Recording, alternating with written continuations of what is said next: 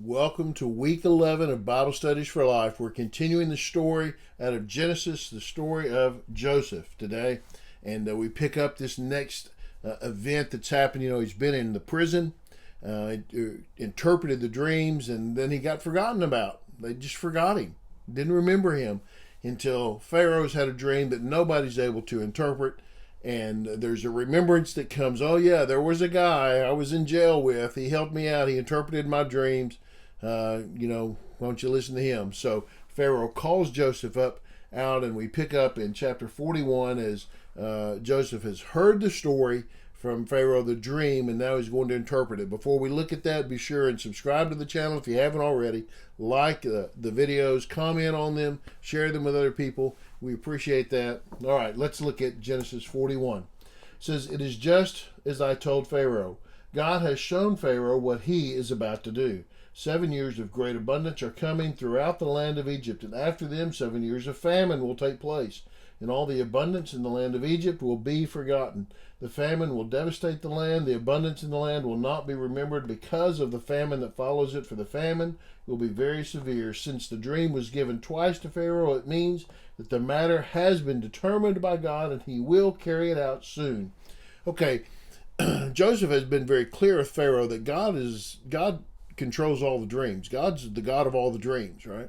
So you want to know what a dream means, you ought to go to the God who's the sovereign over all the dreamers.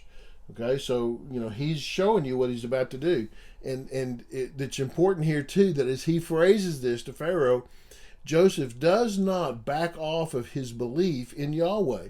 He doesn't sugarcoat it in any way. He's very clear and very direct about it. God has shown Pharaoh what he's about to do, that this has been determined by God, and he will carry it out soon. There is, for Joseph, a clear understanding that God is in control and that God does what God wants to do, and you don't get to manipulate God into doing something differently than what God has determined he's going to do.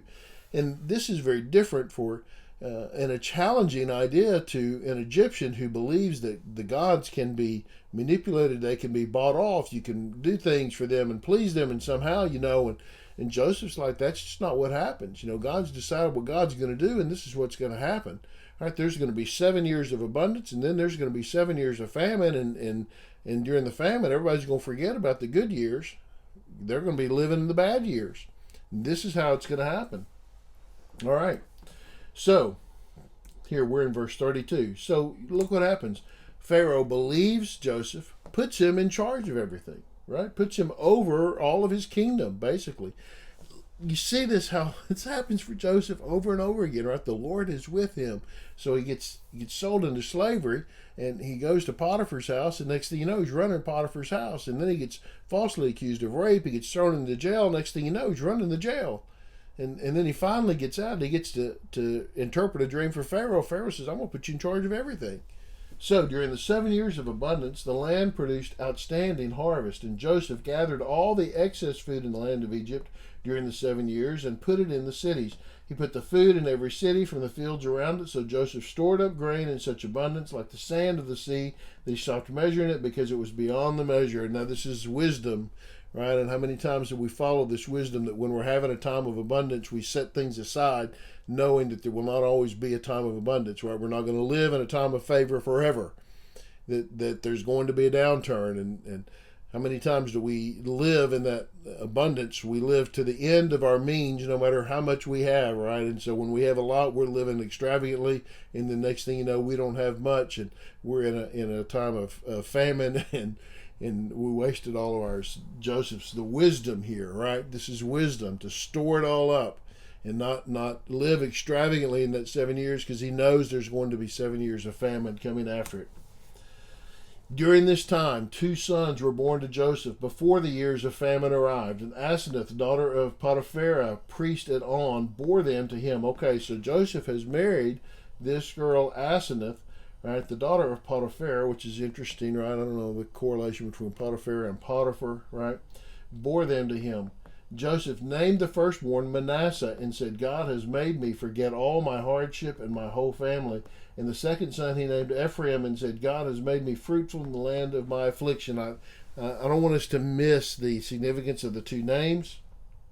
right? I think this is important for us to kind of pick up on here as he senses how God has blessed him. And this idea that in the midst of a nation and a people that reject him and reject his faith, Joseph does not lose his faith at all. Never at any point does Joseph reject his God. He wants to honor his God. And so when he names his first son, forget,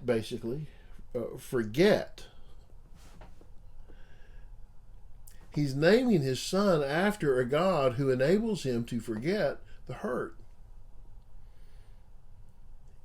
God causes him, enables him to forget the hardship, to forget what his family has done to him, his brothers.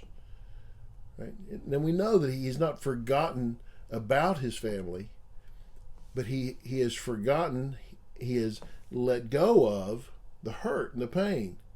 He's let go of the rejection, the anger they had towards him, the vile way they treated him, the deceitfulness towards him. He's forgotten that, and he's forgotten about the false accusations that Potiphar's wife made. He's forgotten that he was left in jail for years to suffer unjustly. He's forgotten that. There's a blessing, right? There's the blessing that God would allow us to forget. No. And then Ephraim is the one who's made me fertile, right? He's made me fruitful in the land of my affliction. There's not a sense here where Joseph has become Egyptian, where he's come to love Egypt. He thinks of Egypt as his land of affliction. And yet, the Lord has blessed me even here. The Lord has allowed me to be fruitful in the midst of great hardship. You know, I guess we can look at this hardship, and we can look at the unjust ways, unfair ways maybe we've been treated, and now things haven't happened as they ought to, and we can decide to be angry, and we can decide to be bitter, and we can decide to always be yearning for another a better time way back when. You know, we can look back and wish that why couldn't it just be like it was? We can do all of that.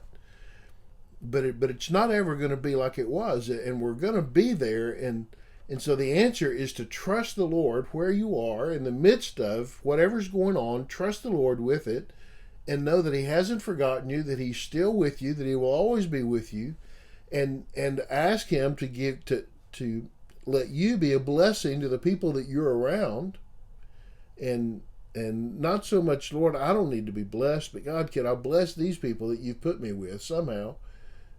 Whether by life or by death, can I be a blessing to some people that I'm around? And in some way that the Lord might allow you to forget the hardship and forget the pain and forget the horrible ways that you've been treated and the unfairness and the unjustness that has happened to you. If somehow I could forget that and just live in contentment with the Lord.